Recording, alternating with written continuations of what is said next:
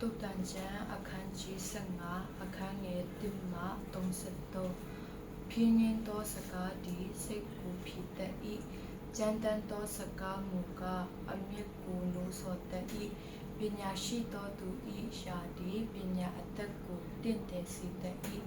မိုက်သောသူတို့၏နှုတ်မူကားမိုက်သောအရာကိုတွင်လောင်တတ်၏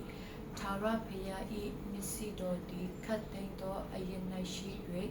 ကောင်းမကောင်းကိုကြည့်ရှုတော်မူ၏ဖြင်းနှင်းသောရှာသည်အသက်ဖြစ်၏ကြမ်းတမ်းသောရှာမူကားစိတ်နာစေတတ်၏မိုက်သောသူသည်အဘတွင်တင်ခြင်းကိုမထီမဲ့မြင်ပြုတတ်၏ဆုံးမသောစကားကိုနားထောင်သောသူမူကား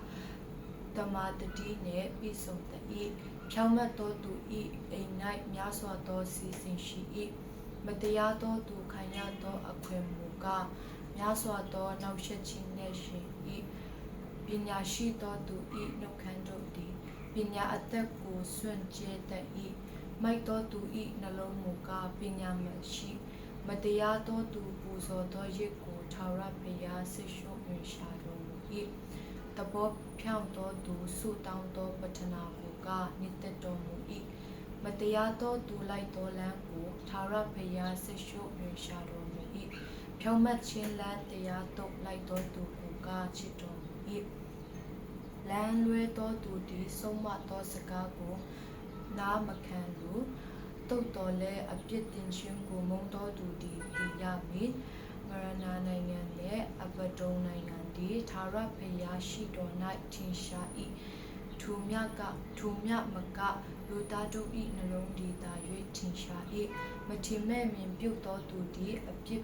ပြသောသူကိုမချစ်တတ်ပညာရှိထံသို့မချဉ်ကပ်တတ်ရွှေလန်းသောစိတ်နှလုံးသည်ချိုးသောမျက်နှာကို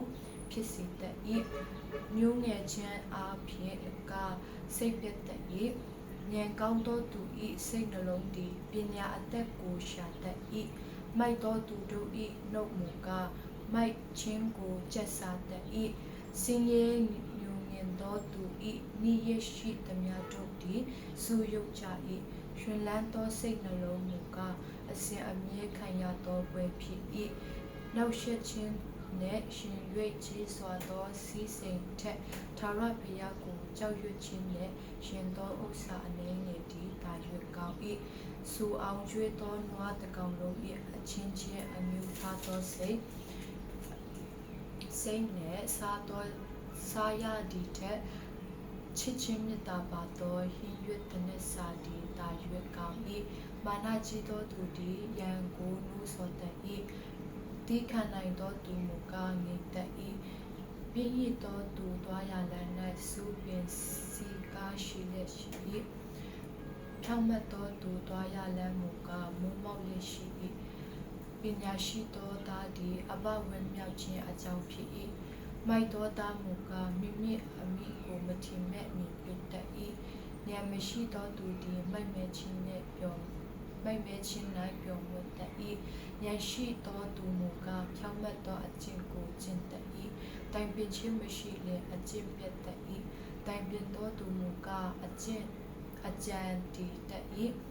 သူသည်ပြန်ပြောသောစကားအပြင်ဝမ်းမြောက်စေရာအကြောင်းရှိ၏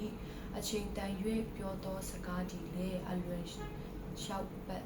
၏ပညာရှိသောသူလိုက်ရာအသက်လန်းသည်အောက်အရက်မရဏနိုင်ငံ၌ရွေးရှောင်၍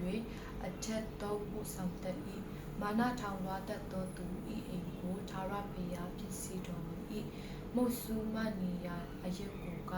တည်စေတော်မူ၏မတရားသောသူ၏အကြံအစီတို့ကိုထာဝရဘုရားဆိတ်ရှုပ်ရွံရှာတော်မူ၏စင်ကြယ်သောသူ၏စကားတို့ကိုကနှစ်သက်တော်မူ၏မတရားသောစီးပွားကိုရှာသောသူသည်မိမိအိမ်သားတို့ကိုနှောက်ယှက်တတ်၏တန်ဆိုးကိုရွှတ်သောသူမူကားအသက်ချမ်းသာရလိမ့်မည်ဖြောင့်မတ်သောသူသည်အဘယ်သို့ပြန်ပြောရမည်ကိုစိတ်နှလုံးထဲမှဆင်ခြင်တတ်၏မတရားသောသူ၏နှုတ်မူကားမကောင်းသောအရာတို့ကိုတွင်လောင်းတတ်၏ထာဝရဘုရားသည်မတရားသောသူတို့နှင့်ဝေးတော်မူ၏ဖြောင့်မတ်သောသူ၏ပတ္ထနာစကားကို